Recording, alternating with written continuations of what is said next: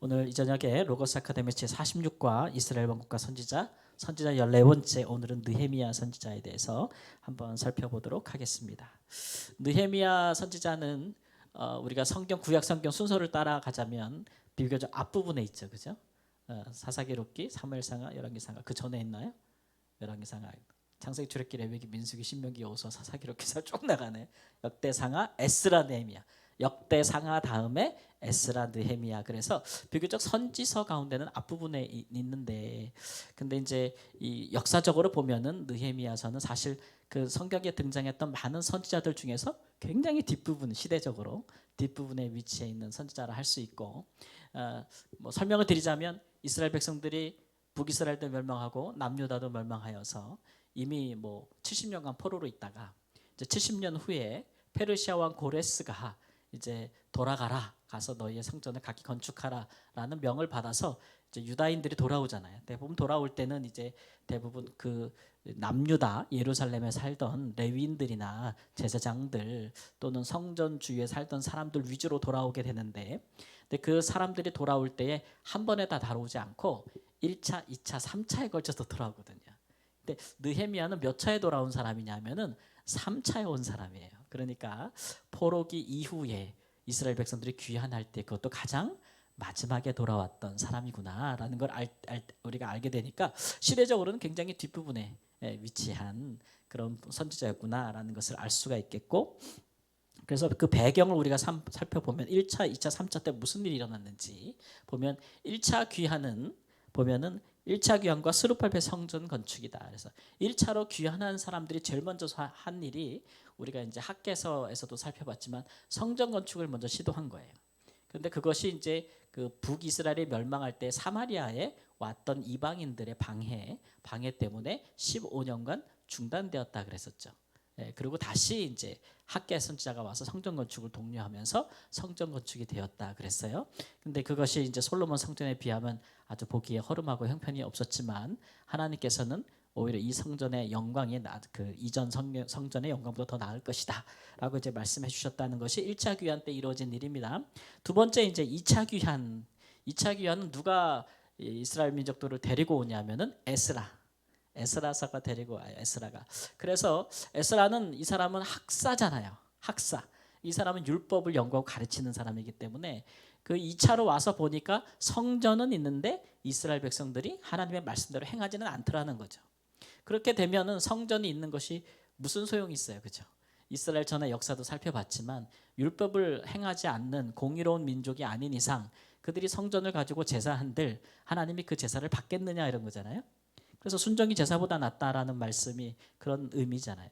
그러니까 이제 에스라가 와서 이스라엘 백성들에게 율법을 다시 가르치고 율법이 시행되게 하는 데 힘썼다.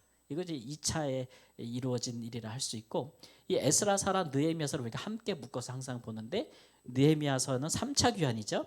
이분은 와가지고 한 일이 뭐냐면은 이제 뭐 성전도 세워졌고 또 율법도 가르쳐지고 있고, 그러니까 이제 예루살렘 성이 무너져 있잖아요. 그러니까 무너져 있으면은 이제 어떤 어려움이 있을까요? 예전에는 다 도시가 이렇게 성으로 둘러싸여 있었잖아요. 근데 성벽이 다 불타고 무너져 있으니까 어떤 위험이 있을까요? 어떤 어려움이? 그렇죠. 이방 민족이 쉽게 침범하게 되는데, 특별히 뭐 그 옆에 있는 모압이나 암몬이나 이런 민족들이 침범할 뿐만 아니라 특별히 이제 사마리아의 다른 나라 아수르라는 나라가 북이스라엘을 멸망시킬 때 그 다른 나라 사람들이 여기에다 심었다 그랬잖아요.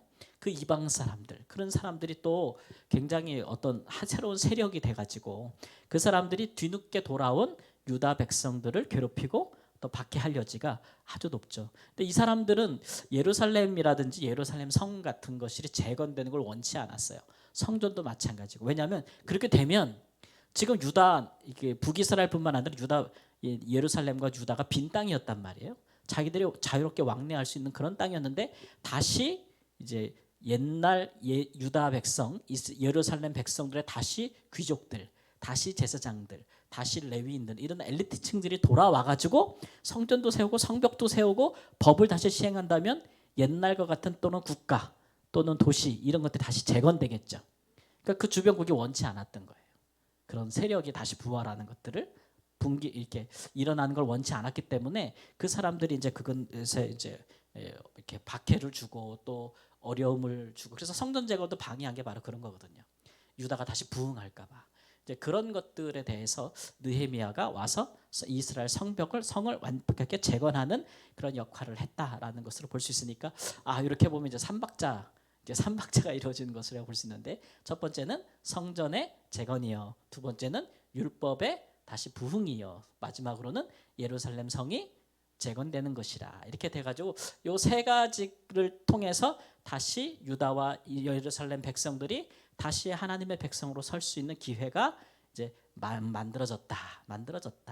이런 의미를 부여할 수 있기 때문에 이 세 가지를 볼 때에 느헤미야서는 그 마지막에 마침표를 딱 찍는 예루살렘 성벽을 재건하는 역할을 맡았다라고 할 수가 있습니다.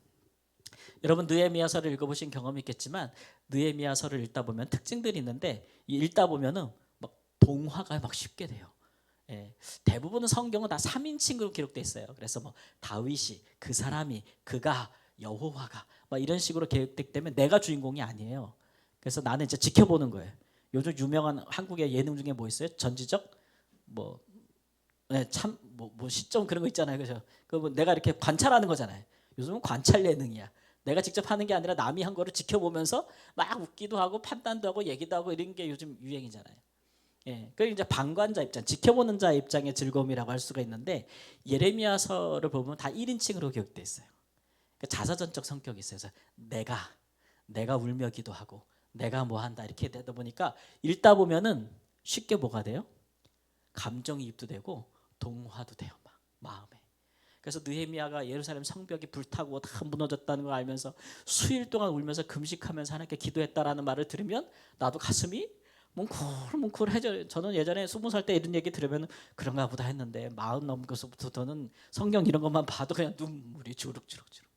집에서 혼자 드라마 보면 우는 건 저 혼자.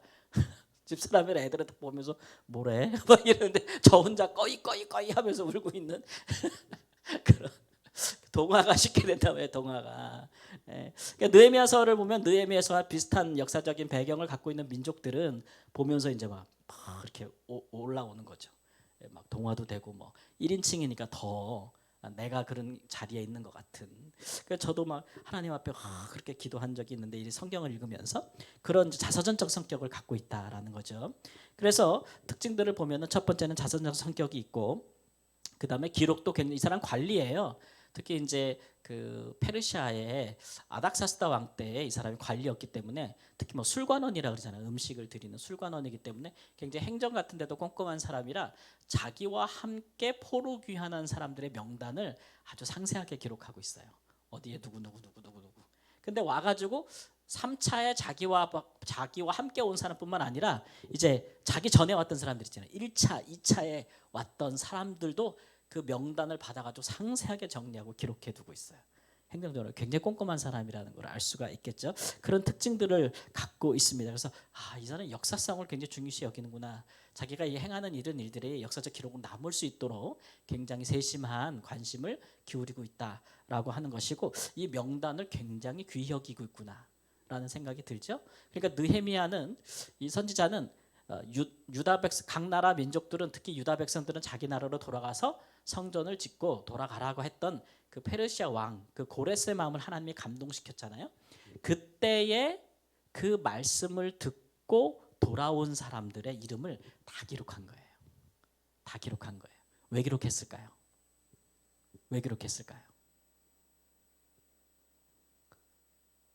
자랑하려고? 아니면 안 자랑하려고? 네? 인구조사. 인구조사 측면도 있고 기록으로 남기는 목적은 뭐예요? 잘한 사람이라는 거예요? 못한 사람들이라는 거예요? 잘한 사람들이라는 거죠. 왜냐하면 이미 70년이 지났어요. 포로로 잡혀가서 그 땅에 산지. 돌아올 이유가 없다는 얘기죠. 돌아온 사람보다 안 돌아온 사람들이 훨씬 많은 거죠.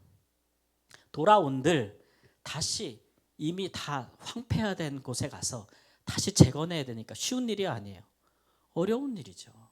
근데 여호와께서 돌아가라 하신 선지자들을 통해서 하신 말씀을 듣고 돌아온 사람들이기 때문에 이거 아주 귀한 사람들이라는 거예요. 그래서 그 명단을 다 다 기록해서 후대에 전해주려고 하는 목적을 가지고 있었다라는 것이죠.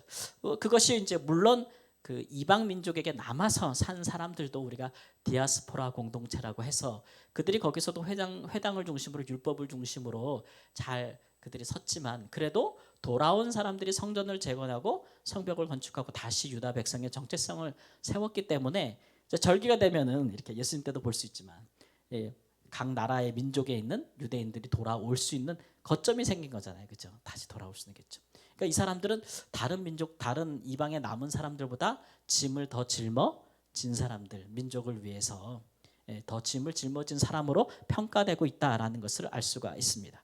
그래서 포로 후에 다시 유다 공동체가 재건되는 것은 이 돌아온 사람들의 헌신이 크다라고 하는 것이죠. 세 가지를 우리가 살펴봤습니다. 첫 번째, 와서 재건하는 것. 첫 번째가 뭐예요? 성전. 두 번째가 뭐예요? 율법. 마지막이 예루살렘 성을 재건하는 것. 이 세 가지를 포로 후 공동체 중에서 아주 중요한 요소로 선지자들이 다루고 있다라는 것을 이제 알 수가 있습니다. 그 재건 과정을 한번 볼까요? 어떻게 예루살렘 성벽을 재건할 마음을 가졌는가 느헤미야가. 그래 보면은 첫 번째는 이거는 개인적인 비전에서 출발했어요. 예루살렘 성이 다 무너졌다는 소식을 들었죠. 그는 페르시아에 있어서 아마 포로로 잡혀갈 때도 상당한 이제 유다 민족 중에 엘리트층이었던 것 같아요. 이런 사람들은 이방 민족 중에서도 귀히 썼잖아요. 다시 재교육시켜가지고 그 능력대로. 그런 중에 이제 우리가 다니엘도 있고 그 새 친구도 있고 뭐 이런 사람들 있잖아요. 그러니까 이 사람이 관원까지 올라갈 수 있는 거죠. 다른 나라에 잡혀가서 포로로 잡혀가서 그 나라의 언어를 배우고 그 나라의 교육을 받고 그 나라의 문화에 익숙해져서 그 나라 사람들과 경쟁해서 아주 또 뛰어난 사람으로 왕의 측근까지 갔으니까 이제 굉장히 대단한 사람이라고 할 수 있는데 이 사람이 하나님 앞에 이제 소식을 듣고 그 유다와 예루살렘은 어떻게 됐을까? 포로로 잡혀왔으니까. 근데 나중에 소식을 들어보니 뭐 다 불타고 다 무너졌다라는 소식을 듣고 그가 슬퍼하여 기도하는 장면이 나오죠. 그게 이제 예루살렘 느헤미야 1장 2장에 나오는데 이 2장 4절 5절 말씀해 보면 우리가 파란색인가요? 한번 그러면 뭐라 해요? 내가 곧 하늘의 하나님께 묵도하고 나를 유다 땅으로 보내주소서 내가 그 성을 건축하게 하옵소서라고 이방 왕에게 요청했다는 거예요. 이런 요청을 하려면 그리고 왕이 그렇게 하라, 그 필요한 거 가져가라, 사람들 다 다시 데리고 가라 이렇게 하려면 굉장한 그 이방 왕으로부터 신뢰를 받는 사람이어야 되잖아요. 그렇죠? 그리고 이런 요청을 했다고 그런 요청이 제대로 왕의 마음을 감동할지도 굉장히 미지수예요. 왜냐하면 그 나라는 이미 망한 나라고 네가 간다는 것은 그 나라를 다시 재건하러 가는 것인데 가가지고 성을 건축한다는 얘기는 시티를 다시 만든다는 얘기죠. 요새를 만든다는 얘기인데 그렇게 함으로써 네가 다시 그 민족이 나를 배반하게 하거나 나로 하여금 등을 돌리게 할 수도 있는 거잖아요. 그렇기 때문에 오해의 여지가 많기 때문에 이 사람이 오늘 보니까 하늘의 하나님께 묵도했다는 거예요. 그걸 슬퍼하고 금식하면서 막 기도하고 기회를 달라고 기도하는 중에 왕이 보면서 네 얼굴에 왜 이렇게 근심이 가득하니 무엇을 원하느냐 물을 때에 그가 하나님께 묵도하고 그 성을 건축하게 해달라고 요청했더니 왕이 허락했다는 거죠. 그래서 이 느헤미야는 그 민족과 예루살렘 성을 향한 간절한 마음이 있었고 기도하면서 담대히 나아간 거죠. 왕한테 이 기회를 찾은 거죠. 기회를 만든 거예요. 만든 거. 그래서 이제 느헤미야를 보면은 기도할 뿐만 아니라 또 우리가 기도한 일이 응답받을 수 있도록 도전할 수도 있어야 된다. 도전할 수도 있어야 된다. 이제 그런 거 한번 살펴볼 수도 있는 것이죠. 여러분 이렇게 권력자들에게 나아간다는 것이 쉬운 게 아니잖아요. 저도 뭐 한국에 있을 때 이렇게 권력자에게 나가 본 적은 없어요. 근데 아프리카에서는 대통령을 찾아가 가지고 떼먹은 거 달라고 한국에서 보내준 우리 권사님 계신데 우리 권사님 다니시는 서울 광염교회에서 한 30만 장 티셔츠를 보내준 적이 있어요. 아이들. 그래가지고 그걸 받아가지고 이제 고아들에게 나눠주려고 엄청 열심히 뛰어다니면서 준비를 했는데 컨테이너가 40피트짜리가 2개가 한국에서 왔어요. 큰 거 있잖아요. 큰 거. 그 거기 얼마나 티셔츠가 많이 들었겠어요. 도착했다라고 해서 가봤더니 세상에 하나가 사라졌어. 하나만 있는 거예요. 뭐 사방백방으로 뛰어다 찾는데 다 발뺌하고 모른다고 하는 거예요. 나중에 알고 봤더니 대통령 측근이 선거가 얼마 안 남아가지고 선거용 티셔츠로 쓰려고 빼간 거예요. 훔쳐간 거예요, 제 거를. 야, 그걸 찾아가지고 제가 3달 4달을 헤매는데 매일같이 서류상으로 계속 콘테이너를 제가 못 갖고 오니까 계속 벌금은 쌓여가고 보관료는 쌓여가고 나중에 막 너무 힘들더라고요. 그래서 제가 어떻게 했겠어요? 어느 날 호텔에 커피숍에 앉아가지고 너무 힘들어가지고 스트레스 받아가지고 이거 어떻게 하면 좋겠냐, 하나님 내 교회 뭐라고 보고 하냐고 막 그러는데 그 호텔 지배인이 지나가다가 너는 여기서 뭐 하고 있냐? 차이니즈 너 중국에 너 여기서 뭐 하고 있냐? 아, 나 중국 사람이 아니고 한국 사람이 한국 선교사인데 스트레스 받아가지고 너무 힘들어서 여기 지금 이러고 있다고 그랬더니 무슨 일이냐 그래서 막 얘기를 했어요. 그랬더니 그때 말라이가 최초의 여자 대통령이 세워지실 때인데 내가 대통령 여동생을 아는데 한번 전화 한번 해줄까? 그러는 거예요. 해달라고 그래요. 전화했더니 그 여동생이 대통령 모시고 국빈 방문으로 두바이에 가 있는 거예요. 그래가지고 번호를 알려주길래 문자를 했죠. 막 했더니 귀국하면 보자고 이렇게 답을 받는데 신문에 보니까 대통령이 왔다는 얘기가 딱 신문에 떴어요. 근데 그 여동생한테 연락이 안 오네. 하나님께 기도하면서 하나님 이거 하나님의 거 도둑질한 놈 죽을 수도 있으니까 하나님 그도 살리고 나도 살려달라고. 너무 이거 아깝고 귀한 거라고 성도들의 헌금으로 이루어진 것이고 그 운반비를 성도는 교회에서 된 거예요. 어느 그 옷을 하시는 공장에 불이 났는데 이게 이제 냄새가 밴 거예요. 옷에 조금만 배도 한국에서 못 판대요. 그래가지고 선교주를 보낸 거 제가 팍 받았거든요. 그냥 덜컹하고 받은 거예요. 너무 좋아서. 그러니 이걸 이제 이 반쪽을 찾기 위해서 이제 그랬는데 시간 지나고 나서 어느 날 문자가 띠링 하나 왔어요. 지금 즉시 immediately come to the president palace 이렇게 딱 돼 있는 거예요. 대통령으로 지금 바로 오라고. 해가 뉘엿뉘엿질 저녁쯤에 문자를 딱 받고 제가 집사람한테 나 간다 기도해. 오늘 쫓겨날 수도 있어. 추방당할 수도 있어. 기도해라 이러고 간 거예요. 그래서 한 20분을 차 타고 막 가면서 얼마나 기도했겠어요. 담대한 마음을 주시고 하나님 누구를 만나도 대통령 앞에 설지라도 하나님 내가 하나님의 종이다라는 마음을 달라고. 딱 갔더니 대통령은 못 만나고 비서실장하고 여동생하고 뭐 내무부 장관하고 이렇게 만난 거예요. 그래서 도대체 무슨 일이냐 막 얘기하길래 제가 이제 설명을 했죠. 나는 당신들이 보기에 나는 그냥 이방인이고 그렇지만 나는 사실 이 땅에 온 선교사고 나는 하나님의 종이다 이거예요. 그래가지고 하나님 우리 한국에 있는 그 교회에서 성도들이 이러이러해가지고 이 땅의 고아 어린이들을 위해서 그런 귀한 것들을 보내줬는데 어떻게 대통령 측근이 그거를 빼돌릴 수가 있겠느냐. 막 그랬더니 자기네들이 막 전화 막 뭐라 막 이러더니 대통령이 빼돌린 건 아닌데 이놈이 그냥 충성심에 있어서 자기가 빼돌린 것 같다. 자기 선거용으로 쓰는 것 같다. 막 변명을 하는 거예요. 그래서 제가 이제 나는 뭐 힘도 없고 뭐 그런 것도 없지만 그러나 하나님의 것을 도적질하면 이 땅에 복을 받겠느냐. 대통령이 복을 받겠느냐. 그것이 이 땅의 어린이들을 위한 것인데 고아들의 것을 빼앗아 가서 가진 자들이 누린다면 그것이 그들에게 저주가 되지 않겠느냐. 심장은 막 뛰는데 얼굴은 평안한 것처럼 해가지고 막 그렇게 얘기를 했어요. 그래서 한 3주 뒤에 다 돌려받았죠. 근데 이게 제가 이렇게 나눠주는데 대통령이 네가 고아들한테 나눠줄 때 나 얼굴 한번 비치면 안 되겠니? 그래가지고 그건 좋은 일입니다. 그래가지고 절반은 제가 나눠주고 절반은 대통령과 함께 얼굴 비치게 해서 나눠주고 그래 선거용으로 쓰지 못하게 하고. 근데 이게 나라에 큰 문제가 됐어요. 막 신문에도 막 나고 대통령이 뭐 어느 특정한 선교단체가 어떤 특정한 정권의 대통령 여당 편에 서서 무슨 선거용 무슨 물품 뭐 뇌물 이런 거를 막 사용 지지한다 막 이렇게 그래도 굉장히 기도 많이 했거든요. 그렇게 정치적으로 이슈화되면 그냥 이게 뭐 티셔츠가 뭐길래 그런가 했는데 아프리카는 굉장히 중요하거든요. 그게 대통령을 만날 정도로 그렇게 선적이 있어요. 그래서 제가 그때 이 느헤미야 심정을 이해해요. 얼마나 하나님 앞에 기도했는지 몰라요. 몇 달 동안 얼마나 기도했는지 몰라요. 그래서 하여간 본래 보신 뜻을 이룰 수가 있었어요. 어쨌든 그렇게 개인의 기도를 통해서 하나님 그 예루살렘 성 건축이라고 하는 큰 비전을 품었고 그가 기도했고 하나님의 도우심으로 왕의 허락을 맡았다라는 것이죠. 그렇게 해서 그가 예루살렘 성벽을 재건하려고 했는데 왜 굳이 성벽을 재건하려고 했을까? 성을 재건하려고 했을까? 그런 생각이 들죠. 느헤미야가 왜 그랬을까?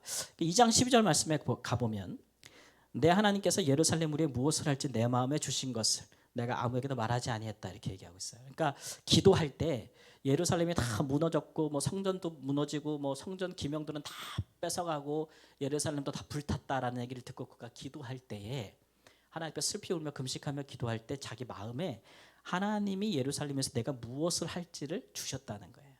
그러니까 기도하다가 뭘 받은 거예요? 성벽을 예루살렘 성을 다시 재건해야겠다라는 마음을 하나님 주셨다는 거죠. 기도 속에서 받은 거예요, 이 사람은. 그래서 재건을 하려고 했던 것이고, 그 다음에 그가 이제 마침내 예루살렘에 도착해가지고 이미 와 있던 1차, 2차 왔던 사람들 있잖아요, 그죠? 그 사람들을 설득해서 야, 우리 성을 재건하자. 그러면서 했던 말이 뭐냐면 예루살렘 성을 건축하여 다시는 뭐를 당하지 말자?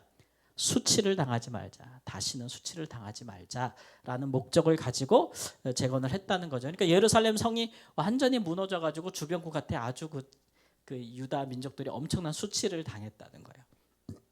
그래서 자신의 민족뿐만 아니라 자신들이 섬기고 믿던 여호와 이름까지도 수치를 느끼고 땅에 떨어졌기 때문에 이것을 재건하는 것이 굉장히 중요하다. 아까 말씀드린 것처럼 성전이 있어도 성이 없으면 성전이 보호될 리가 없고 그 성에 예루살렘 성 안에 사는 무리들이 보호될 수가 없기 때문에 빨리 그런 거를 건축해서 어떤 면모를 갖춰야 주변국에 있는 사람들이 함부로 우리 유다 예루살렘을 함부로 여기지 못할 것이다 라는 생각을 했던 것이겠죠. 그래서 이제 예루살렘 성벽을 재건하는 쭉 과정들을 보면서 이게 성벽만 재건한 건 아니구나 라는 생각을 이제 보게 돼요. 예레미야서를 쭉 읽으시다 보면 그 의미들을 찾는데 첫 번째 보면 뭐라고 나옵니까? 첫 번째 주제 함께 읽습니다. 성벽 재건의 성별화. 이 느헤미야가 예루살렘 성을 건축하고부터 예루살렘 성에 대한 호칭이 바뀌어요. 호칭이 이제 역사적으로 그 이후로부터 바뀌는데 11장 1절에 보니까 예루살렘을 뭐라고 불러요? 중간에 거룩한 성 예루살렘. 거룩한 성이라고 바뀌죠. 본래 이제 예루살렘은 본래 다윗성이잖아요. 다윗성이라고도 부르고 시온산성이라도 불렀잖아요. 그렇죠? 그런데 예루살렘 안에서 거룩한 곳은 어디였어요? 성전이죠. 성전이죠. 근데 이렇게 돌아온 사람들이 예루살렘 성벽을 건축하면서 이 거룩의 개념이 이제 확대가 되는 거예요. 그래서 성전만 거룩한 게 아닌 거예요. 어디가 전체가 거룩해요? 예루살렘 온 시티가 다 거룩하다. 거룩한 성 이런 개념을 갖고 오게 되는 거죠. 그래서 이후로부터 이제 예루살렘도 거룩하다. 그래서 성전을 재건하는 그 과정을 보면은 제일 먼저 앞장서서 예루살렘 성전에서부터 출발하는 성벽을 쌓기 시작하는데 제일 먼저 동쪽에서 제일 먼저 그 성벽을 쌓는 사람이 누구냐? 제사장들이에요. 제사장들이 쌓고 성별했다 이런 구절들이 나오기 시작해요. 그러니까 되게 이거를 하나의 뭐 성전을 짓는 것처럼 한 것이죠. 그리고 굉장히 신속하게 합니다. 그래서 이게 며칠 프로젝트냐면은 느헤미야서를 보면은 52일 프로젝트예요. 52일 동안 적들이 쳐들어올까 봐 밤낮으로 파수꾼을 세워서 지켜가면서 밤낮으로 일을 합니다. 그래가지고 성벽을 재건하는 모습들을 볼 수가 있어요. 그러니까 굉장히 많은 사람들이 동원된 거고 굉장히 많은 자기가 맡은 부분을 빨리 막 진행하게 되는 것이죠. 그렇게 했기 때문에 오늘날 우리가 그 흔히 말하는 그 요즘 20세기에 우리 한국에서도 그런 운동 활발했죠. 60년대, 70년대, 80년대 저는 잘 어려서 모르는데 듣기는 했어요. 성시화 운동. 여러분 들어보셨죠? 홀리시티. 그래서 뭐 예전에 누가 그랬잖아요. 뭐 서울을 하나님께 바칩니다. 막 이렇게 해서 표를 많이 얻어갔잖아요. 아니에요? 뭐 그런 거 있잖아요. 예전에 그런 거 있었어요. 대구를 주님께 바칩니다. 뭐 어디를 바칩니다. 막 이렇게. 그래서 한 도시를 완전히 그 기독교화하자라는 그런 운동들이 그 성경적 근거가 느헤미야서에 있어요. 한 성을 거룩하게 하자라는 개념이죠.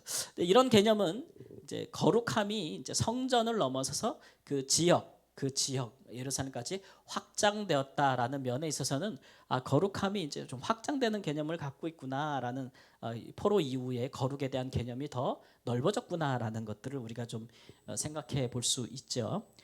그래서 뭐 바리새인들도 사실 이런 데서부터 그들이 그 정결 의례를 갖고 오는 거예요.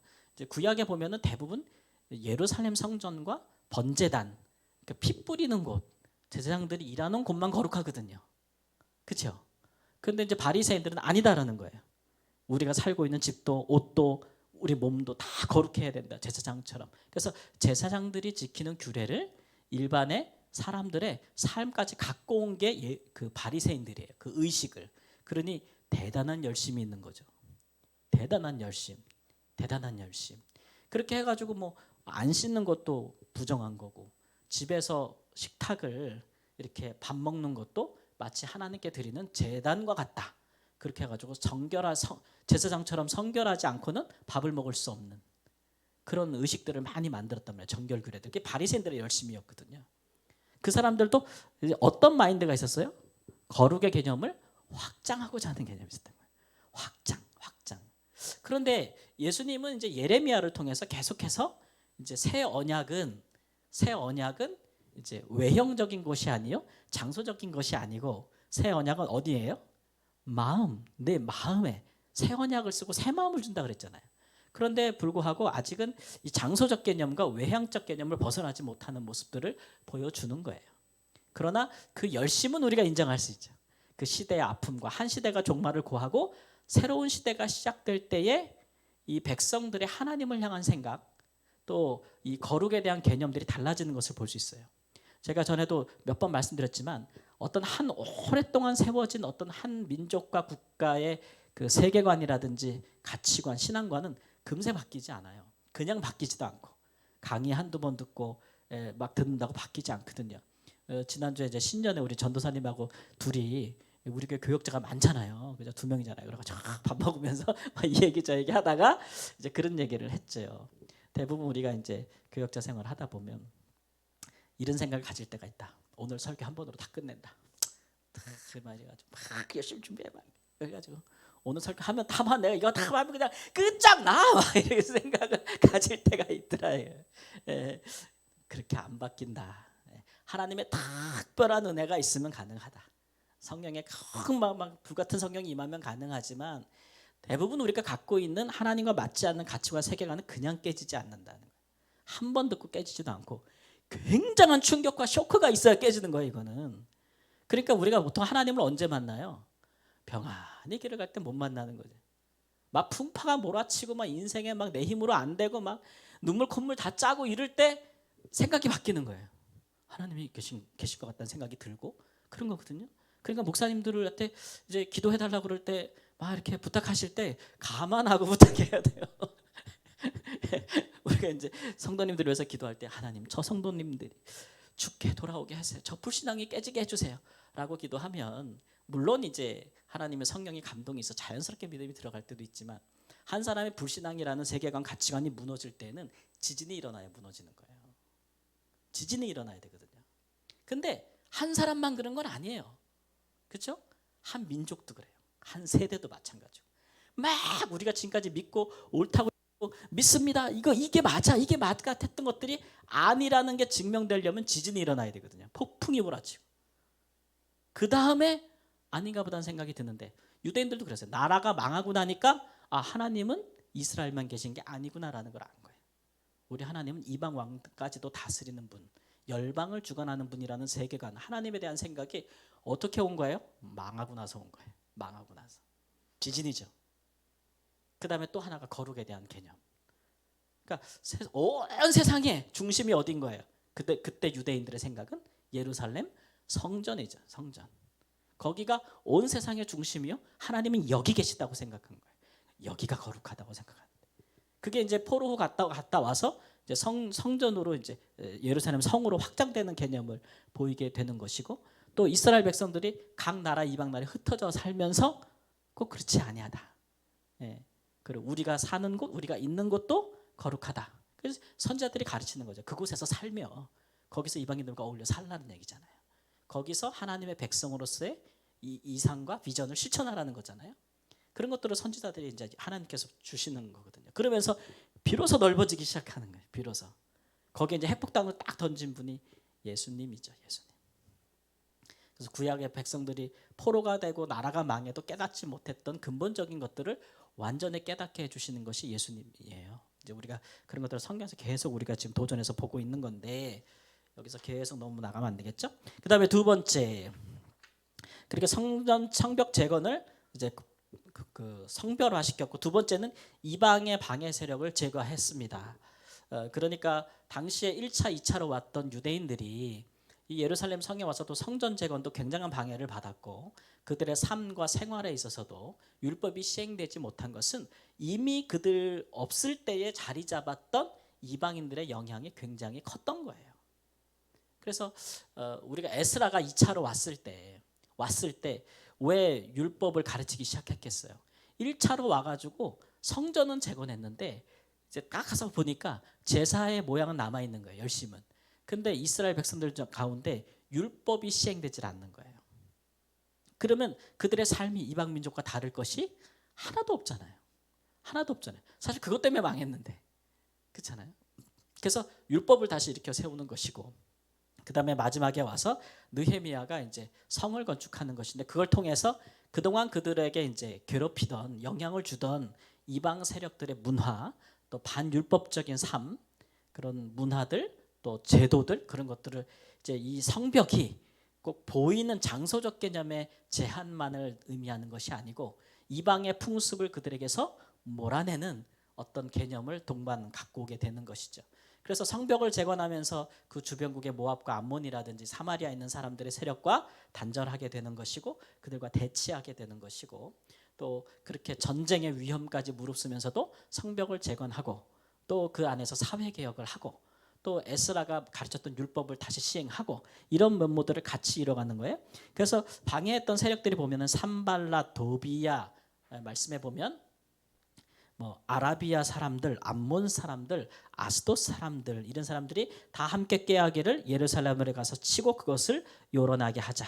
그러니까 막 주변 세력들이 막 이런 그 소문을 내고 위협하고 쳐들어가자고 막 그러니까 유다 사람들이 마지막에 뭐라 그래요? 유다 사람들은 이르기를 마지막 줄에 우리가 성을 건축하지 못하리라. 그러니까 겁먹고 두려워서 성을 건축하지 못하겠다라고 낙심하고 포기하도록 분열하도록 그들이 그렇게 막 방해를 하는데 이제 느헤미야가 하나님 참 쓰실 만한 사람을 쓰는 것 같아요. 이 사람은 관리다 보니까 또 유다보다도 더 큰 나라에서 왕의 측근으로 활동했던 사람이다 보니까 그릇이라는 게 있잖아요. 모든 조직을 관리하고 시스템을 관리하는 것들이 있어서 그 리스크 관리를 참 잘하는 거죠. 위기 관리.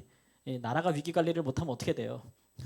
요즘 항상 나오는 게 리스크 관리라는 얘기 나오는데 잘해야 되죠. 그런 거. 근데 이 사람이 그런 능력이 있는 거예요. 그래서 이제 주변 세력들로부터 잘 지켜내면서 마지막에 성공을 완공하기까지 아주 열심을 내는 걸 볼 수 있는데 성벽만 재건한 것이 아니라 사회의 일종의 어떤 개혁도 행하는 것을 볼 수가 있어요. 자, 성벽을 재건하려고 그러면 제일 필요한 게 뭘까요? 성벽을 재건하려면 돈이 필요하겠죠. 돈이 필요할 거예요. 그죠? 그러니까 이 일에 앞장서는 사람들은 이제 일단은 노동력은 백성들이 제공하겠죠. 그러나 이제 재물을 대는 사람들은 아무래도 유다와 예루살렘에 그래도 이제 엘리트층, 상류층들이 있지 않겠어요? 그 사람들 귀족들이 여전히 돈을 내는 건데 이제 성벽을 재건하다 보니까 노동력을 제공하는 백성들이 원망이 막 큰 거예요. 원망이. 그래서 이제 느헤미야가 알아봤더니 이 귀족층들이 참 어려운 시대잖아요. 그럴 때 백성들한테 돈을 꿔주는 거예요. 그리고 굉장히 고금리 이자를 받는 거죠. 그걸 알게 됐어요. 그러니까 근데 느헤미야가 이제 율법도 알고 있지만 율법에 보면 형제들에게 이자 받아요, 안 받아요? 받지 말라 그러잖아요. 금리를 받아도 고금리는 안 되는 것이고 형제들한테는 받지도 말라고 이야기하는 거잖아요. 그래서 이제 거기에 대해서 대대적인 개혁을 진행하는 겁니다. 그래서 가난한 백성들을 구제하는데 말씀해 보니까 너희가 높은 이자를 취하는도다 이렇게 지적하면서 이자 받기를 뭐 하라고요? 그치자 이렇게 이야기를 합니다. 거기서 그친 것이 아니고 항상 성경은 내가 이제 부당 이익을 가지면 그걸 이제 뱉어내야 되잖아요, 그죠? 삭개오가 부당한 내가 토색했다. 세금을 토색해서 내가 불이하게 가진 것이 있으면 몇 배 갚는데요? 4배 갚는 데잖아요. 그래가지고 학계로 돼 있잖아요. 그래서 느헤미야가 뭐라고 얘기하냐면 100분의 1 프로젝트를 하죠. 너희 소유의 100분의 1을 내어라 이런 얘기예요. 100분의 1을 다 걷어서 그것 가지고 백성들을 뭐예요? 돌려주는 거죠. 돌려주게 함으로써 이제 어떤 경제 재분배 그런 것들을 시행함으로써 백성들의 불만을 가라앉혀서 이 프로젝트가 잘 굴러갈 수 있도록 다시 돌아갈 수 있도록 하는 그런 정책도 시행하는 것을 볼 수가 있습니다. 그리고 이제 또 하는 것은 뭐냐면은 이제 언약의 갱신이라고 하죠. 그래서 우리가 이제 그 에스라서에서 에스라 선지자가 가르쳤던 율법을 가지고 이스라엘 백성들과 제사장들을 다 모아놓고 그 언약을 다 기록하고 또 그것을 다 알려주고 우리가 그 언약을 지키겠다고 다시 언약을 갱신하는 거예요. 그러니까 이제 포로에서 돌아왔으니까 1차, 2차, 3차 이 돌아온 백성들을 놓고 다시 언약식을 거행하는 겁니다. 유효 기간이 만료됐으니까 다시 하는 거예요. 그래서 그런 일도 언약의 갱신도 시행하는 것을 볼 수가 있고, 마지막으로 아까 얘기했듯이 귀환과 예루살렘 거주 명단을 기록합니다. 언약의 갱신 넘어가고요. 귀환과 예루살렘 거주 명단을 기록합니다. 귀환한 사람들 1차, 2차, 3차 명단 다 기록하고, 예루살렘 성이 건축된 다음에 예루살렘 성읍 안에 거하는 사람들의 명단을 기록하고, 그 주변 성읍에 사는 사람들의 명단을 기록합니다. 이렇게 기록하는 것은 당시에만 해도 예루살렘 안에 산다는 것은 굉장히 리스크가 큰 거예요.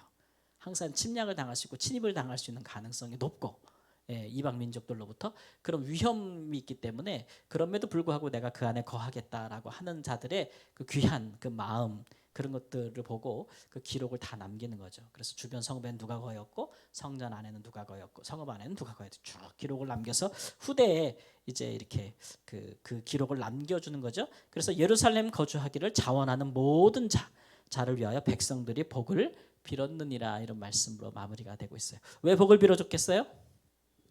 어휴, 거기 어떻게 살아, 이런 얘기잖아요. 거기 어떻게 살아, 힘든데. 그래서 그 위험을 감수하고 산다는 거야. 이렇게 유다민 공동체를 재건하기 위해서 너희들이 앞장서는 것에 대해서 백성들이 복을 빌어줬다, 이런 말씀으로 마무리되고 있습니다. 자, 이게 느헤미야서가 대략 이런 흐름으로 진행되고 있어요. 그러니까 대략적인 이제 내용들이 좀 들어오시나요? 그러면 이 내용을 바탕으로 우리가 짧게 한번 적용해 볼 거예요. 마지막으로 첫 번째 적용점을 저는 이렇게 찾았습니다. 첫 번째 질문은 뭐냐면, 함께 읽어볼까요? 어디가 거룩한 곳인가? 어디가 거룩한 곳인가? 그들은 예루살렘 성전이 거룩하다고 생각했는데 성전은 무너졌어요. 그렇죠? 하나님의 집이 무너졌어요.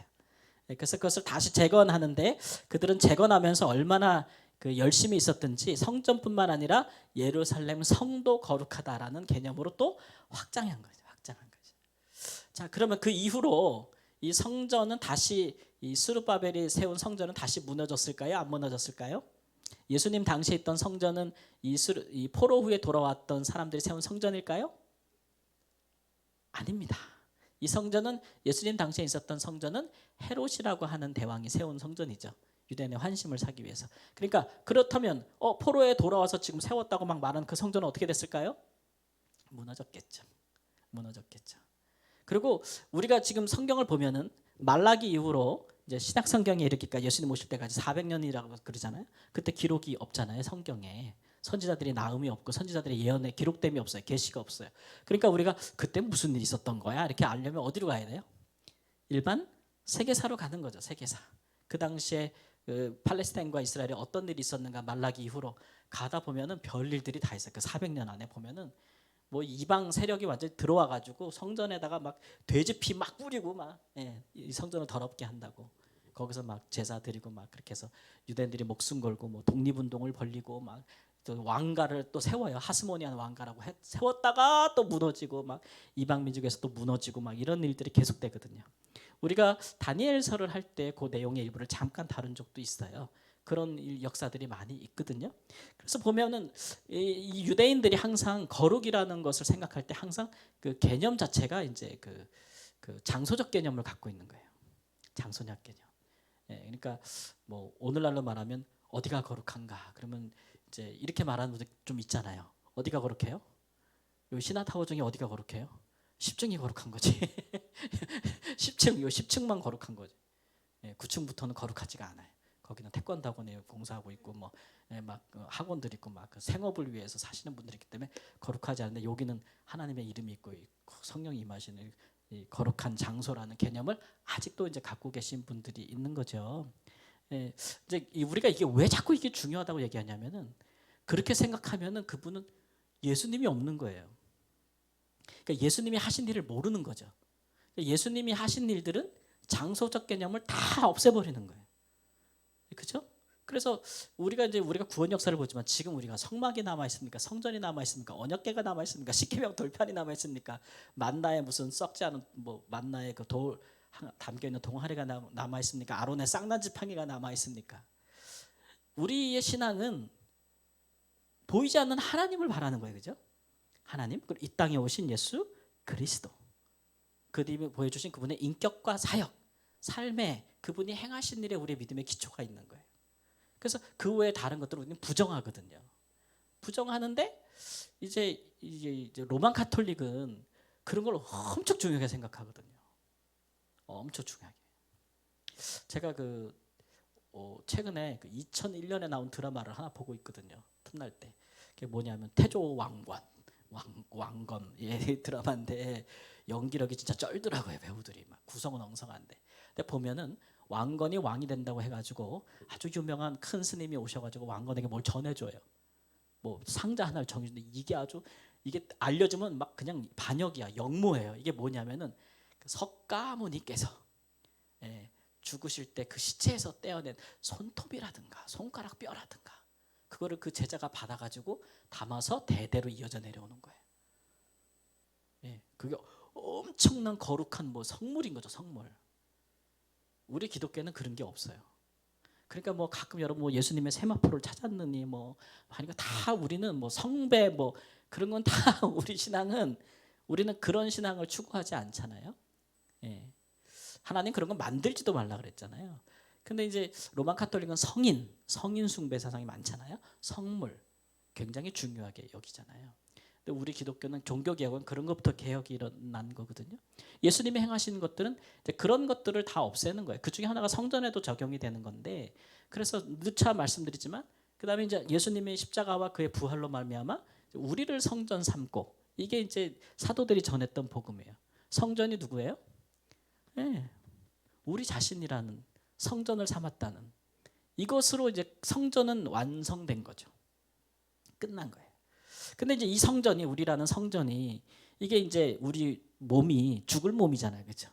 죽을 몸이잖아요. 그러니까 이게 성전, 이제 마지막 성전이라 그렇게 우리 이후로 다른 성전 없어요.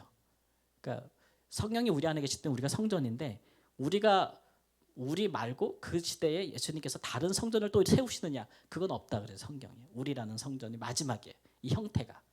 다만 죽을 육체가 있기 때문에 예수님 오실 때 우리에게 썩지 않을 육체를 다시 주시는 것이지, 다른 형태의 또 성전은 있지 않단 말이에요. 그러니까 여전히 이제 이런 것들로 성전 장사를 많이 하는데, 목사님들이 그거 빠지면 안 돼요. 그게 이제 종교가 되는 거예요. 그게. 근데 뭔가 이게 여기가 성전이 아니고 우리가 성전이라 그러면 이해는 되고 좋은 거는 같은데 뭔가 신앙이 샘솟는 것 같진 않아요, 목사님. 이런 마음들이 이 믿음이라는 게 자꾸 그런데 이제 우리가 기반을 두는 거거든요. 제가 주일날 오해가 없길 바랍니다라고 설교 말씀을 드린 적이 있는데, 이번 주일날 그 중에 하나가 이제 우리가 하나님을 믿을 때 우리가 행해야 되는 또는 하고 싶은 여러 가지 일들을 열거한 것이 있어요. 뭐 주일을 성수한다든지 봉사를 한다든지 헌금을 드린다든지 헌신을 한다든지, 뭐 그런 것들을 쭉 열거했잖아요. 근데 그런 것들조차도 우리가 예수 그리스도를 우리 안에 믿고 모시고 그분을 믿고 따라가는 것보다 우선할 수는 없다는 거예요. 그것 때문에 예수를 포기하게 하게 만들면, 그 보이는 것들 때문에 예수님을 마음의 주유로 섬기며 그를 따르는 걸 포기하게 만들면 그게 우상이 되는 거예요. 그게 율법이 되는 거고, 그게 성전이 되는 거예요. 그래서 오늘날 우리가 목사로서 우리 성도들을 이렇게 섬길 때 중요한 것은, 내가 성전이라는 생각을 가지고 주님과 동행하게 살게 함으로 살아야 되는데, 여기가 예배당이 성전이라고 하는 것들이 사람들이 더 열심을 내거든요. 더 헌신을 하고. 그러니까 목사님들조차도 갈등할 거예요, 아마. 이거를 아는데, 배웠는데, 성경을 보면 알겠는데 말을 못 하겠는 거예요, 성도님들한테. 그렇게 하면은 성전을 위한 열심이 사라질까 봐. 근데 그 열심은 어디로 향해야 돼요?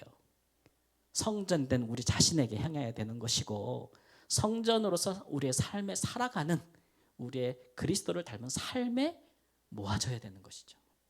그런 열심들이.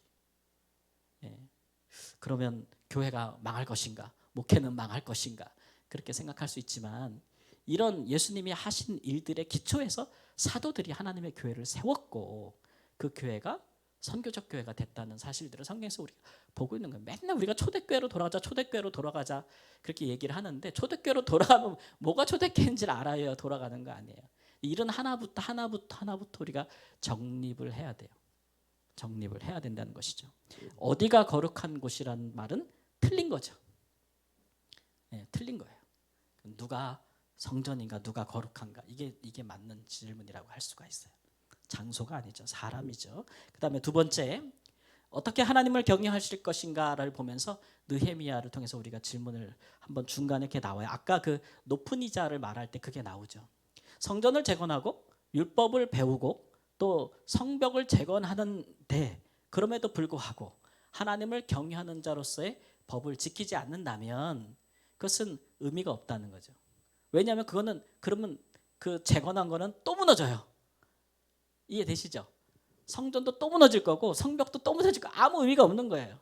하나님을 경외하는 자들로서의 삶이 없다면 그 모든 것들은 내가 여호와를 경외하는 삶이 있다면 유다 백성들이 그 정체성을 회복하고 율법에 따라 산다면 성전이 있어도 유익할 것이고, 그죠? 성벽이 예루살렘 성이 재건된 것도 그들에게 유익함이 있을 거예요. 그렇지 않는다면 이거는 유익함이 없어요. 아무 유익이 없는 거죠. 다시 또 무너질 수밖에 없는 거기 때문에 실제로 또 무너졌었고, 그런 것들을 우리가 보게 되는 것인 거죠. 그래서 어떻게 하나님을 경외할 것인가 보면은 이건 구체적으로 우리 삶 가운데 적용하는 것으로 다가오는 거예요. 우리가 하나님을 경외한다는 것은 예배를 많이 드린다라는 것보다는 이런 부분으로 이제 우리의 삶 가운데 예를 들어서 우리의 삶 가운데 경제적인 정의를 실천하고 있는가, 우리가 불의한 일을 행하고 있지 않은가, 이런 일들을 하나님께서 보신다는 거예요. 하나님을 경외하는 자에게 보신다는 거예요. 우리가 이게 단순한 문장이지만 계속 우리가 생각해야 될 것은 뭐냐면 한번 따라해 볼까요? 순종이 제사보다 낫다. 제사보다 낫다. 근데 우리는 제사가 만사형통이다라고 잘 가르치거든요. 우리 한국 교회는 제가 이제 선교사를 하면서 여러 나라 교회들을 다녀보고 유럽에도 미국에도 가 선교보고도 해보고 집회도 해보고 했는데, 그러니까 가 보면서 되게 독특한 점들을 발견하게 되는데 우리 한국 신앙의 한국 교회 독특한 점 중에 하나가 예배가 많다는 거예요. 그리고 뭐든지 다 예배화한다는 게 굉장히 우리 한국 교회 특징이에요. 그래서 뭐 예를 들어서 내가 박사학위를 땄어요. 그럼 뭐 해야 돼요? 박사학위 취득, 감사, 예배 하는 거죠. 결혼을 해요? 그럼 우리는 뭐 해야 돼요? 결혼, 예배. 다 예배가 돼야 돼. 다 예배가 돼야 돼. 근데 이게 이제 되게 하나님을 향한 그 영광을 돌리고자 하는 어떤 되게 간절한 마음의 표현이라고 우리가 좋게 이해할 수가 있죠. 근데 이게 이제 만연하게 되면 어떤 게 됐냐면 우리가 하나님의 백성으로서 하나님을 경외하는 법이 예배밖에 안 남아요. 예배밖에 안 나요.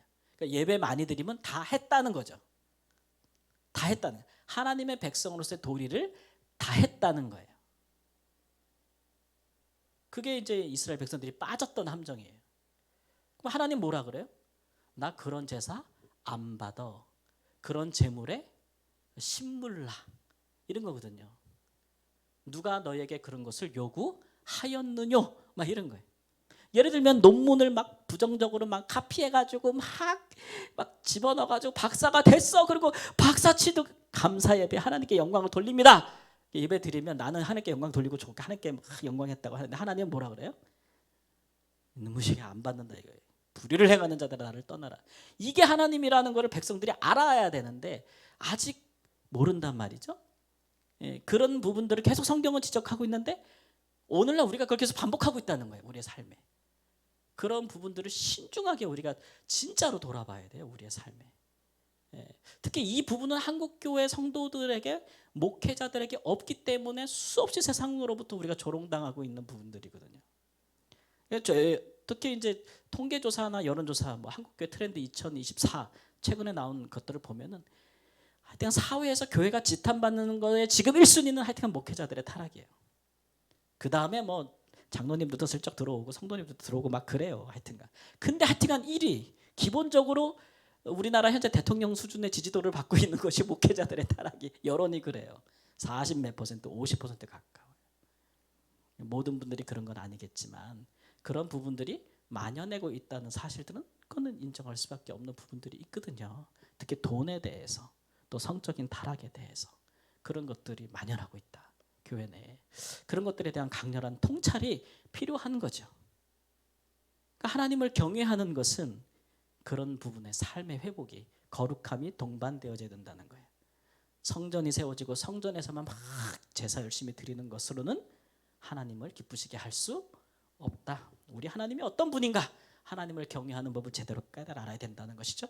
그다음에 세 번째, 누가 하나님의 백성인가라는 질문을 던집니다. 왜 아까 명단 같은 걸 막 꼼꼼히 막 기록했다 그랬잖아요, 그죠? 그래서 그걸 통해서 느헤미야는 진짜 포로 이후에 회복이 일어난 다음에 진짜 예루살렘으로 돌아와서 그 모든 어려움에도 불구하고 성전과 성벽을 재건하고 율법을 시행한 자들이 그런 자들이 진짜 하나님의 백성이 아닌가라는 이제 질문을 던져주고 있다라는 것이죠. 그런 의도성이 좀 보인다. 이제 그런 얘기예요.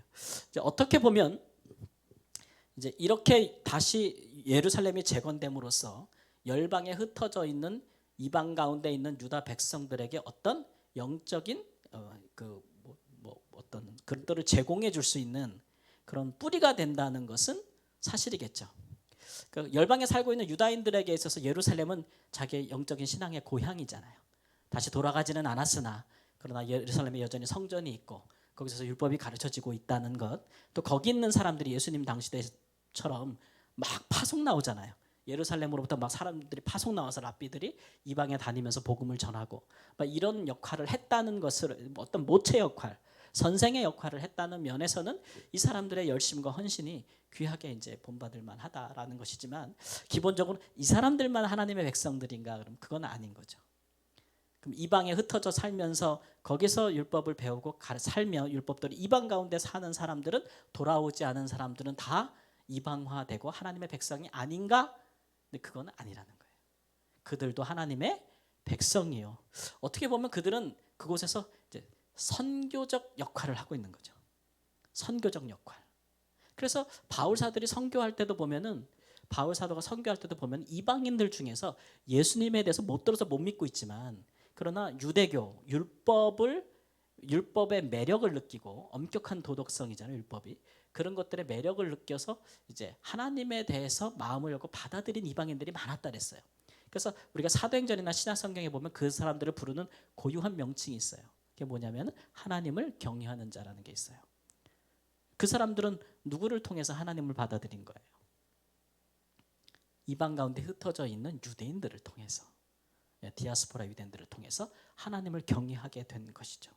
그럴 때 그들 가운데 이제 예수 그리스도가 전파되어질 때 그리스도인들이 되는데 훨씬 수월했던 거예요.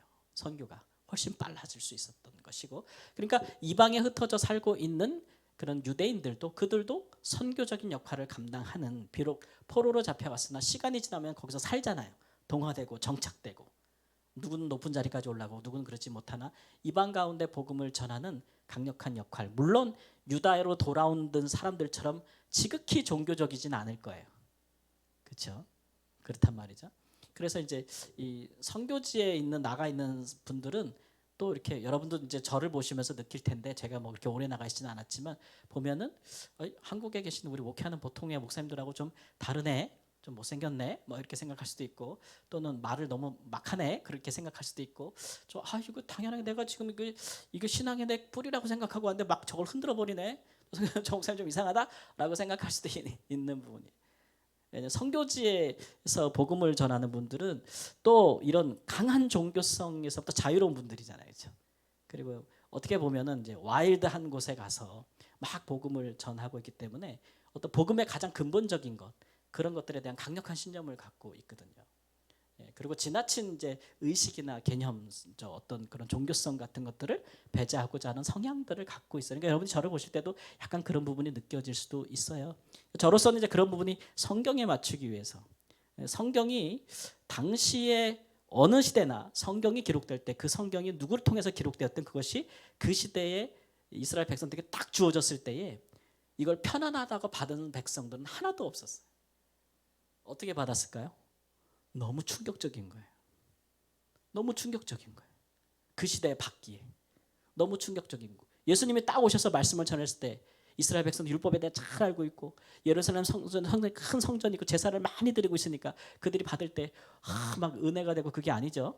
예수님 오셔서 말씀을 딱 전했을 때 어떻게 된 거예요? 지진 난 거예요. 지진 난 거예요. 우리가 믿고 따른 이게 다 아니라고? 이렇게 되는 거죠. 그렇게 되는 거. 거기서부터 개혁이 시작되는 거고 하나님께서 새 시대로 나가고 있다는 걸 보여주는 건데, 자꾸 이렇게 이런 예수님께서 말씀을 전통과 유전, 하나님의 말씀이 아닌 지진나게 했던, 그 당시에 그 말씀을 처음 받았던 공동체에게 지진나게 했던 그 말씀이 아니라 거기에 전통과 유전을 붙여서 어느 시대에나 우리가 하나도 지진을 겪지 않고 그냥 편하게 받은 말씀으로 다 미화된 그런 것들로 바꾸는 것이 종교라 이거예요. 종교성. 그런 것들이 우리가 깨어 있어야 된다는 거죠. 그래야 우리가 이 시대와 다음 세대에 하나님의 뜻을 전할 수 있는 사람이 될 수 있다. 그것이 진정한 하나님의 백성들의 역할이다라는 것들을 다시 한번 되새겨 볼 수 있기를 우리 주 예수님의 이름으로 축원합니다. 아멘. 그러니까 너무 염려하지 마세요. 제가 이렇게 잘못된 거 가르치는 거 아니니까. 기도하겠습니다. 하나님 감사합니다. 우리가 매주 수요일 저녁마다 한 걸음 더 깊이 하나님 우리의 영혼과 우리의 삶과 우리의 심령을 또 우리의 삶을 하나님 비추어 보아 하나님 언제든지 하나님께로 돌아가고 우리의 삶에 예수께서 진정으로 주가 되실 수 있는 말씀으로 서기 위하여 또 엄격하게 또 하나님 더 근본적으로 돌아볼 수 있는 시간을 갖고 있습니다. 우리가 스스로 옳다 여기하는 것조차도 하나님 보시기에 그렇지 아니하다면 과감히 주 안에서 새로워지는 역사들이 있도록 인도해 주시고 이 시대를 향한 하나님의 뜻이 하나님 우리 마음속에 밝게 드러나게 하나님 인도해 주셔서 우리로 하여금 하나님 이 시대 주께서 꼭 하기를 원하시는 새로운 놀라운 일들과 개혁적인 일들과 하나님의 큰 일들을 우리가 함께 참여하는 하나님의 깨어있는 백성 되도록 인도해 주옵소서. 평안하다 평안하다 하지 아니하고 깨어 죽게 기도하며 살아있는 심령으로 주를 바라고 주의 경외하는 것을 삶으로 입증하는 자들이 되게 하여 주옵소서. 존귀하신 예수님의 이름으로 기도합니다. 아멘.